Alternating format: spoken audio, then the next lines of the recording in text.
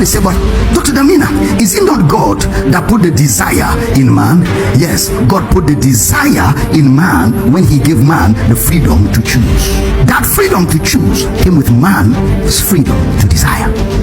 Because God did not create a robot. If you are a robot, then you have no freedom to choose. Then it means God has a remote control where he controls what you do. But God didn't create a robotic. He created a man and gave man the freedom to choose. Why? Because God is not a tyrant. Why? Because God is love. Don't try to understand everything, because it's all about what he has done. He did it. I did not beg him. He did it because of his love. But God commended his love. He deployed his love. And when God's love is deployed, it always comes with blessing. He's favorably disposed to dispense only good. His love only dispenses good, not evil. You know what? When the sun is shining or not shining, his love does not change. Because some of us think that God's love depends on when things are going good for you. No, it's not predicated on that. God's love is constant. It does not change. No matter the condition you have, even in your mess, he still loves you. Why is God love? Because that's who he is. How does love operate? Love does not insist on its own. Love allows you to do what you want to do. The church today has not truly understood it, because when you understand it, every other problem is solved. Every other problem in life is solved. God's kind of love that is showered on us. Paul was writing to the church in Romans. He said, but God commended his love towards us.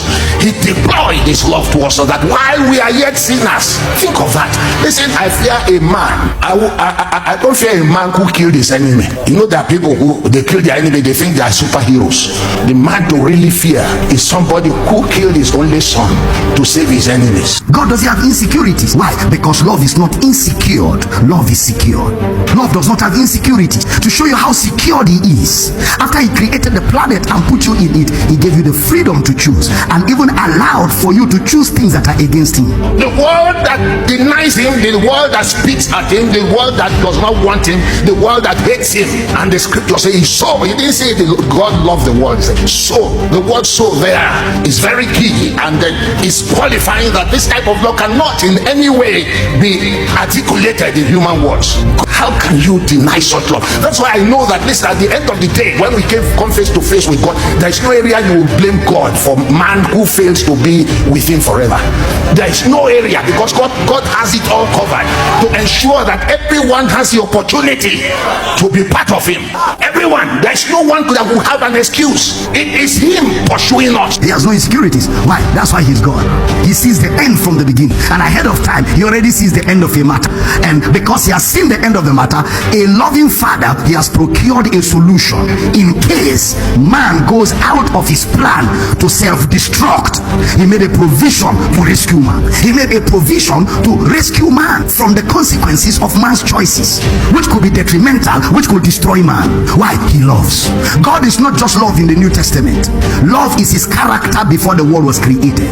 It's not after Jesus died that God loved man. God loved man before Jesus died. It is the love of God that gave Christ. It's the love of God, for God so loved the world that he gave. So the death of Christ is the expression of God's love to an undeserving man. You didn't hear that? The death of Christ is the expression of God's love to an undeserving man. You know the story of Moses, the tree of the knowledge of good and evil, the tree of life. Choose, free moral agent. You make the choice. But I want to advise you, as a loving God, don't go to death, go to life. Man cannot understand what is death because nobody has ever died. So man didn't understand what death means. God said, look, you will die. It's not good for you. Don't go that way. This way is life. Man doesn't understand life, and man doesn't understand death because nobody has ever died. So man now dared God. You know, you're a father, you tell your child, don't touch that remote control, don't touch it. The child will dare you. The child will go and touch it. You know, it's like my last daughter, okay, we're fond of each other. So I now said to her when she was a little baby, and she reminds me till tomorrow, I took her because she likes to play, and I think I was very tiny. She likes to play around electric sockets. I don't know that kind of attraction to electric sockets, not even attraction to toys or television. Socket, you know, socket. So every time you see her trying to put her finger inside that hole, I say, baby, come, baby, It was shock. Now, when I now said it was shock, she became more attracted. He started daring me. One day I was standing and watching her. She put her finger and the socket was on. I didn't stop her. Love will let you go to hell if you want. Love, God can love you to hell. I was just watching her. Since I've been talking, you refuse to hear. Maybe one lesson will teach you better. She put her finger, and the thing shook. It shocked her. She went boom. Then she removed her finger, and the thing is spinning her. The next thing is to look around if anybody is looking. I'm standing in one corner looking at her. The moment our two eyes jammed, I smiled. She started crying. Love will let you have your way.